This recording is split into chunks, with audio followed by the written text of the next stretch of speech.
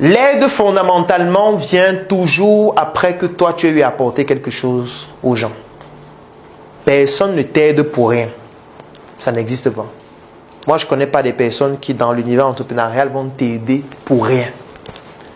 Donc si les personnes t'apportent de l'aide, c'est parce qu'ils estiment que toi aussi tu apportes de l'aide aux gens.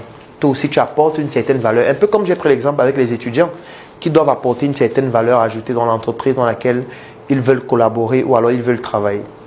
Donc l'aide en entrepreneuriat, c'est un élément vital, mais qui ne fonctionne que quand tu apportes de l'aide aux autres. Quand tu apportes de l'aide aux autres, il y a des gens qui sont sensibles à ça. Même si ce ne sont pas forcément les gens à qui tu as apporté de l'aide. Parce que je disais ça dans un texte une fois. Quand tu apportes ton soutien à quelqu'un, n'attends pas que ton soutien vienne de lui. Ce n'est pas forcément de lui que ça va venir. Donc si moi je décide de t'apporter du soutien, je ne vais pas attendre que ce soit toi qui m'aides. Je peux lui apporter du soutien et après c'est elle qui me soutient après ou c'est toi qui me soutiens et vice versa. Donc le problème qu'on a souvent c'est qu'on apporte du soutien aux gens et on attend que ce sont les gens à qui nous avons apporté du soutien qui nous aident. Ce qui fait qu'on n'est pas attentif au fait qu'il y a d'autres personnes qui viennent nous aider en compensation du soutien que nous avons apporté aux autres. Et du coup on a l'impression que ce n'est pas lié. C'est totalement lié. Il y a parfois tu vas apporter du soutien à quelqu'un et puis tu vas bénéficier du soutien d'une autre personne qui ne connaît même pas la personne à qui tu avais apporté du soutien. En fait, c'est une compensation naturelle, spirituelle même, je dirais. Donc, il faut vraiment axer tout ce que vous faites dans le soutien que vous apportez aux gens. Nous, quand on publie des contenus en ligne, c'est pas parce qu'on n'a rien à faire. C'est qu'à un moment donné, on se dit, il faut qu'on apporte de la valeur aux gens. Il faut qu'on publie des vidéos qui peuvent aider des gens. Tout ne doit pas être seulement vendre, non. Il y a des contenus qu'on produit, on ne vend rien. On partage une connaissance avec des gens. On leur dit, ok, tu as tel problème, voilà comment tu peux résoudre. Aujourd'hui, personne n'a payé pour être ici. C'est une manière d'apporter notre soutien à ce que vous faites. Ce sera filmé, on va publier les extraits en ligne. Ça va permettre à ceux qui n'ont pas pu être là de suivre et peut-être d'avoir les solutions à leurs problèmes. Quand quelqu'un pose une question comme ça, c'est peut-être parce qu'il ne sait pas comment aborder le problème. Donc du coup, en regardant la vidéo, ça peut l'aider et il développe ça dans son projet. Est-ce qu'il va le rencontrer? Pas forcément. Mais le soutien que j'aurai ne va pas forcément venir de lui qui a bénéficié de ce que j'ai envoyé. Ça pourra venir de quelqu'un dans la nature, de banal. Donc rien ne se perd dans la nature. Tout se transforme. Que ce soit les bonnes actions ou les mauvaises, tout se transforme d'une manière ou d'une autre. Le danger, c'est de rester focalisé sur celui à qui tu as apporté ton soutien. Parce que la seule chose qui va arriver, c'est que tu seras triste. Parce que parfois, il ne peut même pas t'aider. Pas parce qu'il ne veut pas, mais parce qu'il n'en a pas les moyens. Il n'a pas les possibilités, il n'a pas les capacités, il n'a pas les ressources pour t'aider. Parfois, il veut le faire, mais il ne peut pas le faire. Donc, du coup, n'attends pas de lui, attends de la nature. Attends de tout ce qui tourne et gravite autour de nous. Donc, on ne peut pas fonctionner dans le business, dans l'univers entrepreneurial si on n'aide pas les gens. Je ne dis pas que si on ne nous aide pas, je dis que si on n'aide pas les gens. C'est toi qui dois te concentrer sur comment je fais pour aider les gens. Comment je fais pour contribuer à ce que les autres se développent. Moi, je vais prendre un autre exemple que nous faisons. Nous, on communique beaucoup sur les gens avec qui on travaille. Ce qui est très rare dans notre contexte. Je suis certain que si je cite certaines entreprises, je vous dis telle entreprise, est-ce que tu peux me citer 3 personnes qui travaillent dans l'entreprise là? Tu ne peux pas citer. Parce que ces entreprises ne communiquent presque jamais sur les personnes avec qui elles travaillent. Sur les collaborateurs, sur les associés, sur les fournisseurs, sur les prestataires, presque jamais. Ces personnes donnent l'impression de travailler seules alors que c'est faux. Nous sommes l'un des rares écosystèmes où tu peux savoir qui a fait telle vidéo, qui a fait tel visuel, qui a fait les travaux de cette salle. On a communiqué déjà dessus. Qui a fait les travaux du NSC, qui a construit la boutique à Place de SM.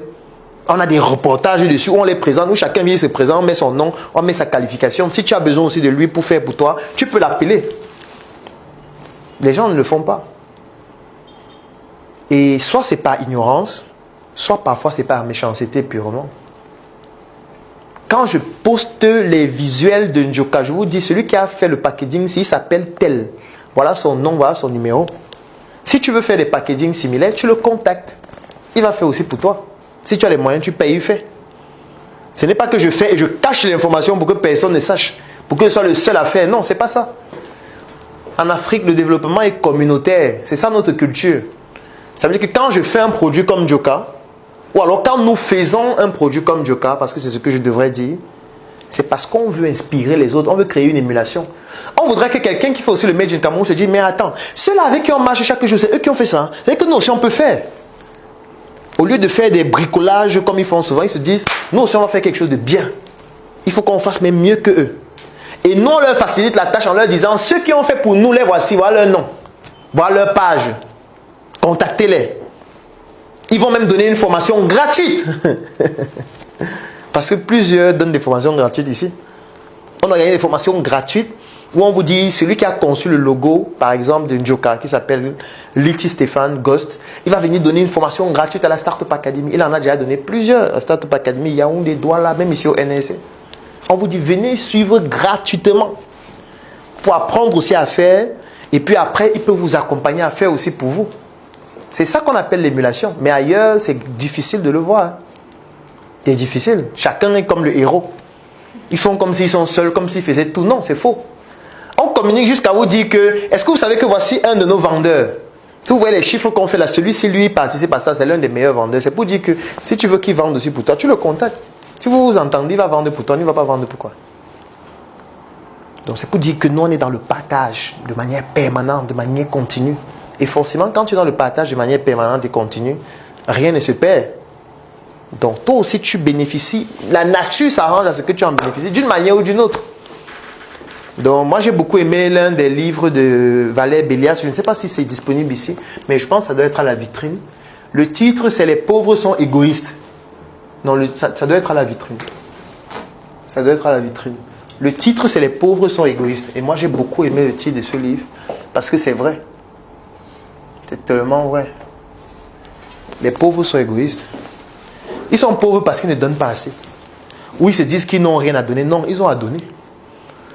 Pauvre ne veut pas dire que ton cerveau est vide. Ça ne veut pas dire que ton cerveau est vide. Tu as une histoire. Tu as des connaissances. Tu as des relations. Tu connais des gens. Et ça pourrait aider d'autres personnes. Si tu aides, la nature va te récompenser d'une manière ou d'une autre. Ça n'a rien à voir avec la religion. C'est un principe naturel, spirituel. Donc, si tu attends juste qu'on t'aide, ce qui va se passer, c'est quoi? C'est que tu n'auras rien. Puisque la nature va se rendre compte que tu n'apportes rien aux autres. C'est un peu comme des mathématiques. C'est que tu as apporté 10, tu ne peux pas avoir 500 000. Ce n'est pas possible. Tu as apporté 4 et tu ne peux pas avoir 100 000.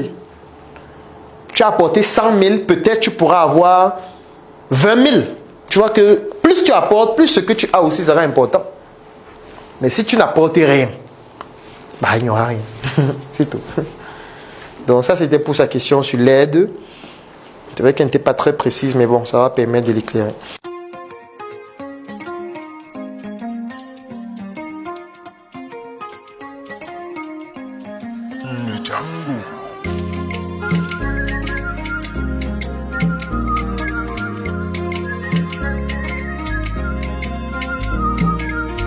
Joka est une marque qui vient de loin. Le visuel t'appelle Anabongo Joka. Toi, si tu l'adoptes, elle t'emmènera dans un univers. C'est un rafraîchissement.